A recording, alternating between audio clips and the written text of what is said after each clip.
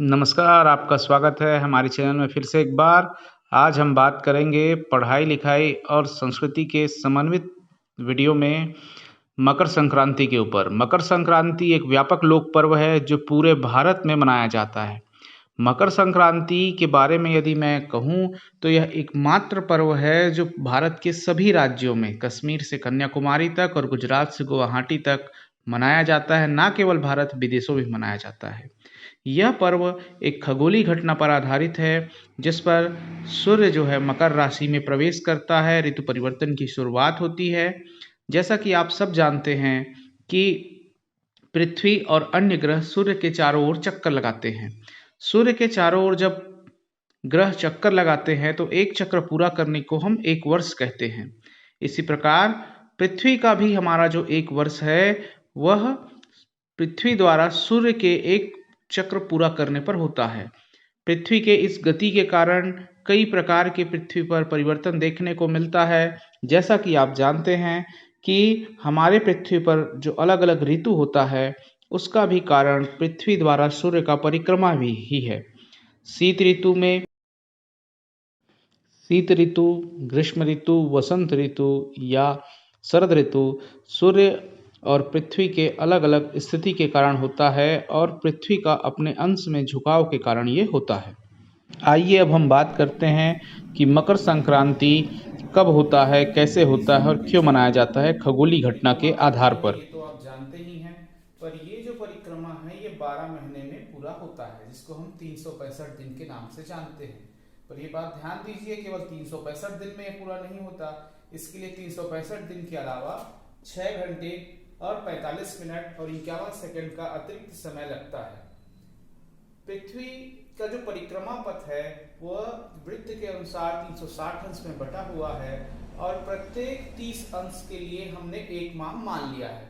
तो ये परिक्रमा को हम 12 माह के नाम से जानते हैं और यहीं से संक्रांति को के कॉन्सेप्ट को हम समझे तो जैसे पृथ्वी का परिक्रमा पथ को हमने अलग अलग माह में बांटा हुआ है, ठीक वैसे ही पृथ्वी के इस परिक्रमा पथ को हमने 12 राशियों में भी बांटा हुआ है और यही होता है 14 जनवरी, जिसे आप मकर संक्रांति के नाम से जानते हैं। 14 जनवरी को सूर्य जो है एक राशि से दूसरी राशि अर्थात मकर राशि में प्रवेश करता है। इस दिन को हम मकर संक्रांति के नाम से जानते हैं। अगला प्रश्न है कि क्या मकर संक्रांति का जो दिनांक है वो परिवर्तित होते रहता है?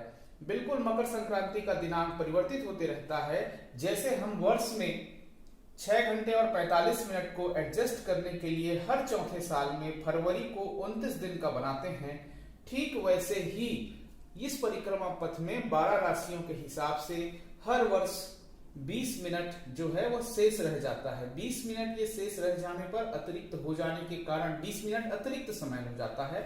इसके कारण इस 20 मिनट को यदि हम 72 से गुणा करें तो 1440 मिनट बनता है। एक घंटे में चूंकि 60 मिनट होते हैं तो 1440 भागे 60 करने पर 24 घंटे आता है। बताने का मतलब यह है कि हर 72 वर्ष में संक्रांति का तिथि एक बार बढ़ जाएगा। जैसे 72 साल पहले वह 13 जनवरी को हो रहा था, वर्तमान में वह 14 जनवरी को चल रहा है और 14 से 15 की ओर बढ़ रहा है। 72 साल जब उसका पूर्ण होगा तो हम पूरी तरह से संक्रांति 15 जनवरी को ही मनाने लगेंगे। एक स्थापित फैक्ट है जिसके बारे में आप जानते होंगे कि स्वामी विवेकानंद जी का जन्म जो है 12 जनवरी को हुआ था। और जब तिथि के बारे में अन्य जानकारी पढ़ते हैं तो विवेकानंद जी का जन्म तिथि में संक्रांति आया था। तो इस प्रकार हर वर्ष का 20 मिनट जुड़ते जुड़ते जुड़ते जुड़ते 72 साल में वह 24 घंटे का रूप लेता है। इसी कारण जो तिथि है वह एक दिनांक बढ़ जाता है। यह हुआ मकर संक्रांति के 13 जनवरी, 14 जनवरी, 15 जनवरी की ओर अग्रसर होने का कारण। इसके साथ ही साथ एक बात और हमको समझना चाहिए कि पृथ्वी और सूर्य के परिक्रमा और कैलेंडर के बारे में जब हम चर्चा करें तो जो हिंदू कैलेंडर होता है वह सूर्य, चंद्रमा दोनों की गतियों पर आधारित होता है और हिंदू कैलेंडर सूर्य कैलेंडर और चंद्र कैलेंडर दोनों का मिश्रण है। हालांकि मोटे तौर पर इसको सौर कैलेंडर कह दिया जाता है, परंतु ऐसा है नहीं, क्योंकि हम जब माह का गणना करते हैं तो वो चंद्रमा की गति के हिसाब से करते हैं और वर्ष का गणना जो है पृथ्वी के द्वारा सूर्य की परिक्रमा के हिसाब से करते हैं, परंतु ऐसा होता नहीं है कि वह बराबर चलता रहे।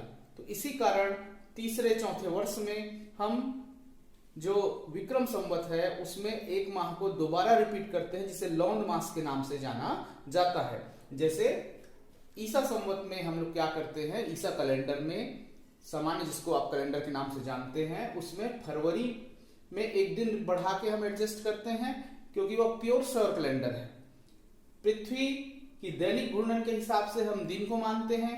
पृथ्वी के द्वारा का चंद्रमा जो परिक्रमा करता है उसके हिसाब से हम माह को मानते हैं, और सूर्य के द्वारा जो पृथ्वी सूर्य का परिक्रमा करती है उसके हिसाब से हम वर्ष को मानते हैं। और चूंकि ये परफेक्शन नहीं होता, चूंकि ये बहुत बड़ी इकाइयां हैं, तो इनके गणना में जो कुछ मिनट कुछ सेकंड बच जाता है उसके हिसाब से कभी वर्ष को में एक माह को या एक दिन को आगे बढ़ा के एडजस्ट किया जाता है। जैसा कि मैंने आपको पहले बताया कि पूरे भारत में मकर संक्रांति को अलग अलग नामों से जाना जाता है और पूरे उत्साह के साथ मनाया जाता है। स्थानीय परंपराएं अलग अलग हैं, पर कुल मिला के ये सूर्य उपासना का पर्व है।